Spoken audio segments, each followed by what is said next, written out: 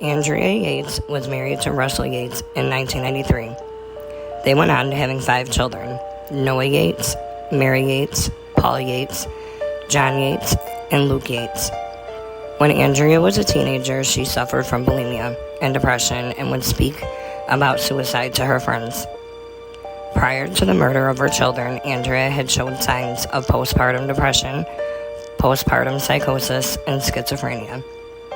After the birth of her 4th child, Luke, in June 1999, her depression resurfaced.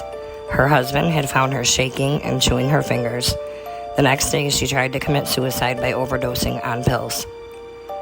She was hospitalized and given antidepressants and sent home. Very soon after her release, she begged her husband to let her die and held a knife to her throat, which led her to be hospitalized once again. She was given a bunch of new medication, including antipsychotic medication, which seemed to be working, and her conditions improved.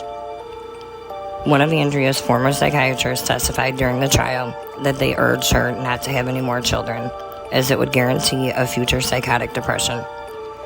But they did go on to have a 5th and final child. She stopped taking her medication and had her daughter in late 2000. Andrea had seemed to be doing well until the death of her father. Also, around this time, she started to see a new doctor. On the morning of June 20th, 2001, Rusty Yates, Andrea Yates' husband, had left for work, leaving Andrea alone with all 5 children. His mother was scheduled to come and take over for Andrea in 1 hour. In that hour, Andrea had filled the bathtub and drowned all 5 of her children.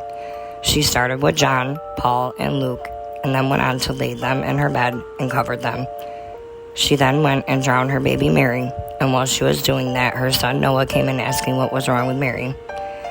He then tried to run away, but she got him and drowned him as well, and left him floating in the bathtub, and then proceeded to go lay baby Mary in her son John's arms.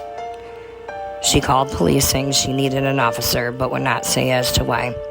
She then called her husband Rusty and told him to come home from work right away.